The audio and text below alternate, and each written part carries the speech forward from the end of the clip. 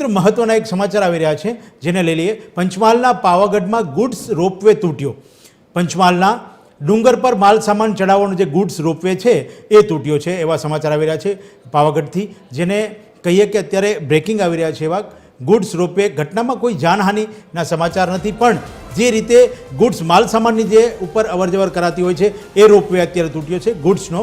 તો પંચમહાલના પાવાગઢમાં ડુંગર પર માલ સામાન ચડાવવાનો જે ગુડ્સ રોપવે છે એ તૂટ્યો।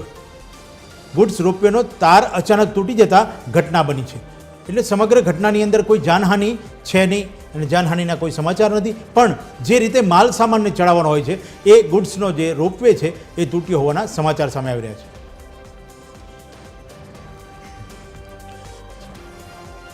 આ સમગ્ર બાબતે મૌલિક ઉપાધ્યાય આપણી સાથે લાઈવ જોડાશે। મૌલિક, શું છે ઘટના? પાવાગઢ એક આટલું મોટું ધાર્મિક સ્થળ અને ત્યાં ગુડ્સ માટે એટલે કે માલ સામાનની અવરજવર માટેનો જે રોપવે છે ગુડ્સ એ તૂટ્યો છે અને એક તાર તૂટ્યો છે, શું છે ઘટના?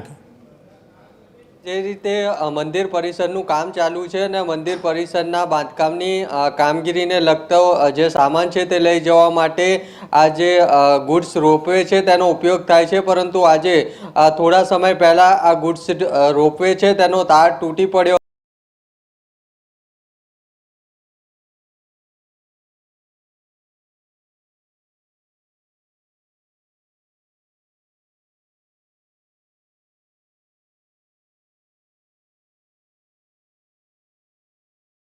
દરરોજ પાવાગઢ ખાતે લાખોની સંખ્યામાં ભક્તો દર્શન કરતા હોય છે, ત્યારે આ અચાનક જ આજે જે તાર છે તે તૂટી પડ્યો હતો, જેના કારણે જે રોપવે છે તે નીચે પટકાયો હતો, પરંતુ આ સમગ્ર ઘટનામાં કોઈ જાનહાનિના સમાચાર છે તે સામે નથી આવી રહ્યા। સ્થાનિક પ્રશાસન દ્વારા તમામ જે તપાસ છે તે કરવામાં આવી રહી છે કે કઈ રીતના રોપવે તૂટવા પાછળનું કારણ શું છે।